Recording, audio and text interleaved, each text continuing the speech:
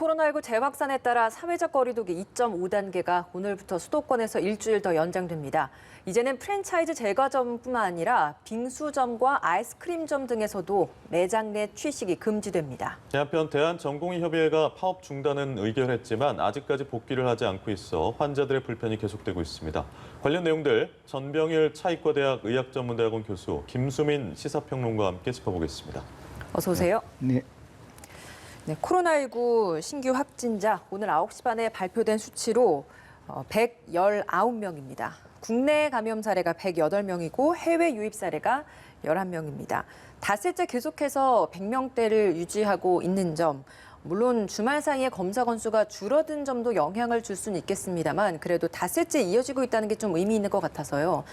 정윤경 본부장도 100명 아래로 떨어뜨리는 게 1차 목표다라고 이야기를 했었는데 언제쯤이면 이 수치가 좀 가능할 거라고 좀 지금까지의 나온 상황을 봤을 때 좀 예상을 해볼 수 있을까요? 일단 그 사회적 거리두기 2단계 조치가 이제 19일 0시 취해졌고요. 수도권 중심으로 또 24일 0시 전국으로 발행됐죠. 그다음에 또 2.5단계 조치가 이제 시행이 되고 이제 다시 일주 더 연장되지 않았습니까? 19일 기준으로 보게 되면은 약 2주가 지난 시점인 9월 2일 정도부터 이제 100명대 환자 수준으로 이제 감소가 된 겁니다. 예. 어떻게 보면 이제 최초의 그 1단계 그 사회적 거리두기 2단계 조치가 이제 효과를 발휘하고 있다 이렇게 보는 거고요. 그리고 이제 2.5단계가 이제 시작이 된 시점을 기준으로 했을 때 적어도 이제 2주가 지나는 시점이 이제 9월 13일입니다. 그렇죠. 다음 그럼 9월 13일 정도가 되면은 그 현재의 100명대 수준이 조금은 좀 저하될 수 있는 그런 가능성이 보여지고 있고요. 그리고 이제 그 이 13일까지의 2단계 조치가 성공적으로 이루어진다면은 추가적으로 이제 2단계 조치가 계속해서 진행되는 거 아니겠습니까? 예. 그러면 역시 그 효과가 2주 정도 간다고 쳤을 때 추석 연휴가 시작될 무렵에는 어느 정도 좀 안정적인 상황을 좀 우리가 기대할 수 있지 않을까 그렇게 지금 기대를 해보고 있는 거죠. 안정적인 상황이라고 하면 그 100명대 이하에서 두 자릿수 적어도 한 있는 거죠. 50명 정도대의 수준까지 줄어들 수도 있을 것이다. 그렇게 지금 생각을 하고 있는 겁니다. 예. 알겠습니다. 이렇게 쭉 예측을 해주셨는데 어제가 일요일이었기 때문에 짚어봐야 될 점이 있습니다. 어제도 일부 교회는 대면 예배를 강행을 했는데 이게 벌금을 불사하겠다 이런 방침인 교회들도 있어서 대응 수위를 좀 높여야 되는 게 아니냐 이런 주장이 나옵니다. 네, 서울시가 적발한 교회만 해도 21군데, 아직까지 적지 않은 수가 3주가 지났는데도 대면 예배를 강행하고 있다라고 하는 거고요.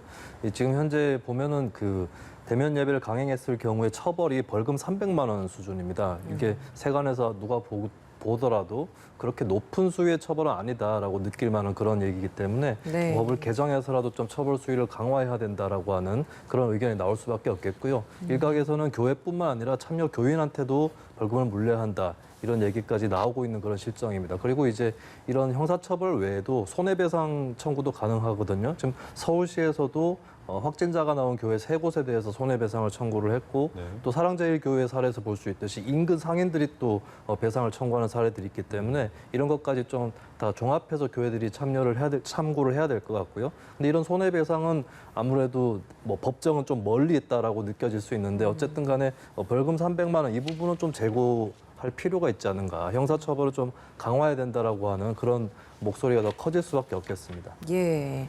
이 광화문 집회와 관련된 N차 감염도 좀 계속 발생 중인데 최근에 가장 주목되는 N차 감염 사례 중에 하나가 대구에 있었던 동충하초 사업 설명회 사례입니다. 이 설명회 5개 시도에서 27명이 참가했는데 그 27명 중에서 26명이 확진된 상황입니다. 교수님께서 이 상황 어떻게 보시고 만약에 지금 이 집단 내에서만 26명이 확진이 됐으니까 그 후에 그 가족을 통한 또 N차 전파가 충분히 또 가능한 상황 아니겠습니까? 그러면 추가 관련된 확진 사례가 더 늘어날 수도 있는 건가요? 네, 그렇습니다. 사실 이제 이 동충하초 관련된 이제 방판 업체였죠. 예. 그 불과 3시간 정도밖에는 모임이 지속되지 않았는데도 불구하고 상당히 많은 그 이 비말 접촉 행위가 있었기 때문에 아마도 이 참석자의 한 명을 제외한 그 한 명은 이제 마스크를 착용을 했다고 합니다. 그 나머지 분들이 다 감염이 됐습니다. 네. 근데 이제 그렇다면은 26명 중에서 이제 지인들과의 접촉 또 가족들과의 접촉 그러니까요. 이 이제 계속 이루어졌다고 한다면은 예. 훨씬 더 많은 그런 N차 감염이 예상이 될 수가 있고요. 우리가 이제 혹시 기억할지 모르겠습니다만은 이 인천에 그 과외 공부 선생이 있지 않습니까? 그 당시에 7차까지 감염이 지속이 됐던 그런 사례가 있었습니다. 이렇듯이 우리가 조금만 방심하면은 상당히 많은 그런 이 감염의 범위가 예상될 수 있기 때문에 사실 이 동충하초 방판 업체의 경우에도 그런 점이 상당히 우려가 된다고 할 수 있겠습니다. 그러니까요. 5개 시도에서 참석자들이 오셨었기 때문에 전국으로 확산될 위험도 있는 상황이기 때문에 저희가 좀 봐야 될 사례인 것 같습니다. 아니 근데 이런 와중에 10월 3일 개천절 집회를 열겠다고 신고한 건수가 27건으로 지금 집계가 되고 있습니다. 핸드폰을 끄고 만나자 네. 이런 문구도 포스터에 포함이 됐다고요? 그렇습니다. 핸드폰 끄고 만나자. 여기에 또 뭐 신용카드 같은 거 쓰지 말자. 이렇게 더해지면 고의적으로 어떤 방역 활동을 방해하는 행위로 볼 수가 있을 것 같고요. 이 단체들 입장에서는 뭐 개천절쯤 돼서는 어느 정도 확진자 증가가 멎지 않겠느냐 이런 가정을 세워놓고 있는데 현재까지의 추세를 보지 않는 어떻게 보면은 굉장히 좀 자단체 이기주의적인 그런 입장이라고 볼 수 있겠습니다. 이 집회 신고 내역을 보면은 천만인 무죄 석방본부라고 해서 박근혜 전 대통령 무죄를 주장하는 단체인데 이쪽에서 3만 명이나 신고를 했습니다. 아직까지 방역에 대해서 그러니까 집회를 하더라도 방역에 신경을 쓰고 하겠다라는 입장보다는 그때 정도 되면은 이 증가세가 멎어 있을 수 있고 그러면 우리가 대규모 집회를 강행하겠다라고 하는 그런 입장을 명백하게 밝힌 사례라고 볼 수 있겠습니다. 그러니까 이게 법적으로 제재할 수 있는 방법은 없는 겁니까? 감염병 예방법이라는 네. 게 있는데 그걸로도 지금 제한 가능한 부분 아닙니까? 사회적 거리두기 2단계에서는 실외에서도 100명 이상의 집회는 금지되어 있는 것이죠. 그리고 원래 서울시에서도 광화문 일대는 이제 집회 금지 구역으로 설정을 해뒀었고, 그리고 서울시 종로구라든지 중구 이 해당 장소를 관할하는 지자체 측에서도 뭐 격상 단계가 낮아지기 전까지 혹은 심각 단계로 되어 있는 것이 해제되기 전까지는 집회를 금지하겠다라고 얘기를 했습니다. 근데 예. 지난 광복절에 왜 집회가 있었냐면 사법부 측에서 이 금지 처분에 대한 집행 정지 결정을 내렸었거든요. 그것 때문에 집회가 가능했던 건데 글쎄요. 근데 지금 현재 사회적 거리두기 2단계이고 그때는 8월 15일 당시에는 2단계로 격상하기 전이었습니다. 이게 어느 정도 사법부의 판결에도 영향을 줬을 수 있는 것이고 네. 이번에 2단계가 그러니까 추석 연휴에 대해서 좀 경계령이 있는 편인데 추석 연휴 직후에 개천절이 또 있기 때문에 네. 2단계가 그때 유지가 된다면 이 집회에 대해서도 금지 처분이 그대로 유지될 가능성이 상당히 높다라고 볼 수 있겠습니다. 예. 아니 국민들은 코로나 확산을 막기 위해서 추석 연휴 때 가족 방문도 망설이고 있는 이 상황에서 참 답답한 일이 아닐까 싶은데 방역 당국에서도 추석 연휴에 이동을 좀 자제해달라고 권고를 했습니다. 추석 연휴에 이동이 어떤 죄송합니다. 점에서 아닙니다. 물 한 어떤 잔 점에 드셔도 괜찮습니다. 예.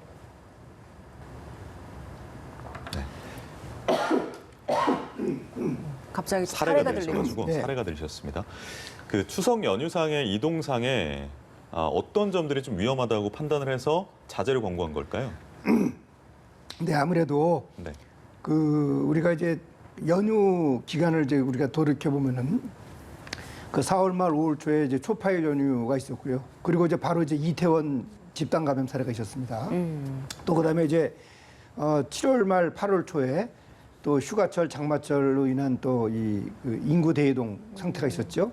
또 그래서 또 이제 8월 14일 이후에 대규모 집단 발생 사례가 있었다는 점 이런 점을 비춰봤을 때 아무래도 추석 연휴 기간 동안에 전국적으로 이제 이 귀성객이라든지 또 이 연휴 기간 동안에 또 뭐랄까요 좀 이렇게 어떤 여행지를 다니다든지 네. 이제 그럴 경우에 많은 접촉이 예상되기 때문에 혹시라도 모를 또 이 무증상 감염자들로 인한 이 추가적인 환자 발생 상당히 우려가 되는 점이죠.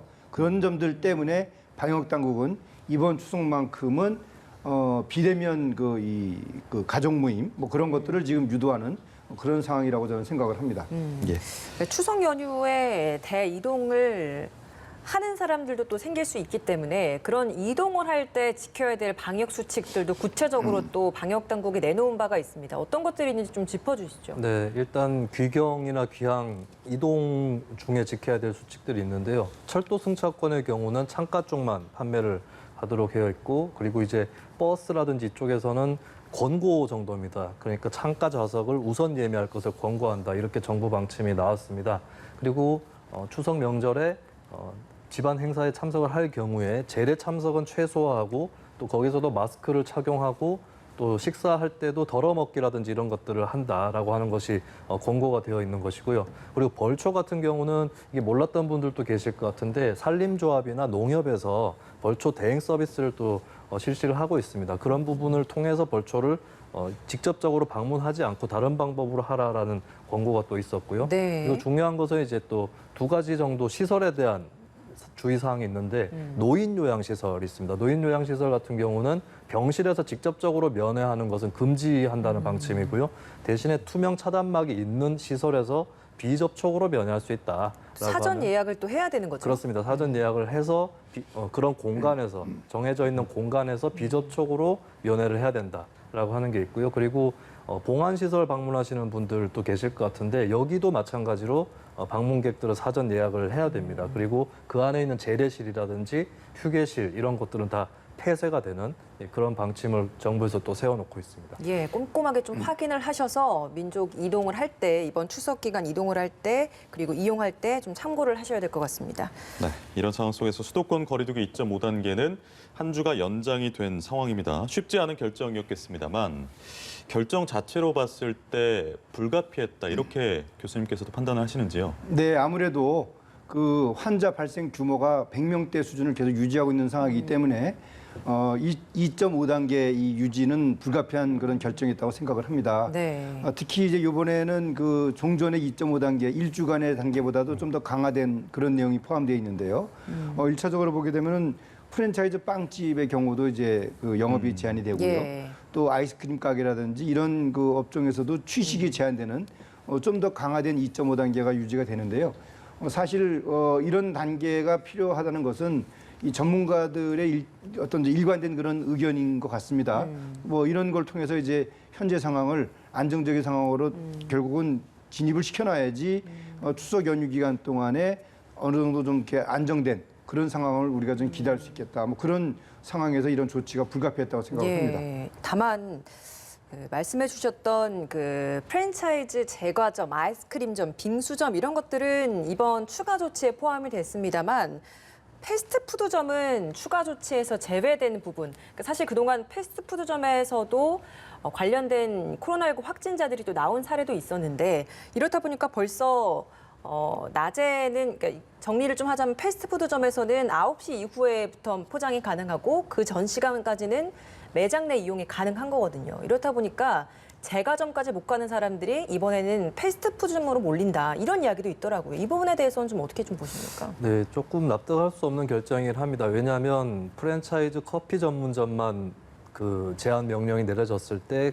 거기에 대해서 풍선 효과가 발생을 했지 예. 않습니까? 사실은 제과점이라든지 패스트푸드점이라든지 다 커피를 판매하는 곳들이 있고 식사 겸 뭐 커피를 마실 수도 있고 커피만 마시러 가시는 분들도 있습니다. 그런 이유로 이제 프랜차이즈 빵집까지 제한이 된 건데 마저 패스트푸드까지 닿지 않은 것은 어떻게 보면 패스트푸드는 이미지적으로 우리는 식당입니다라고 하는 그런 것이 있어서 그나마 좀 제외가 된 것일 텐데 풍선 효과가 더 강화돼서 그쪽으로 쏠릴 우려가 있다라고 하는 점에서는 정부 당국에서도 좀 재고할 여지가 있다라고 보여지는 거고요. 예. 어떻게 보면 그만큼 이제 상점 문을 닫게 한다거나 혹은 영업을 제한하는 거에 대해서 정부가 경제적인 부담을 많이 느끼고 있다. 이 방증이 또 이 사례로 드러나는 것 같습니다.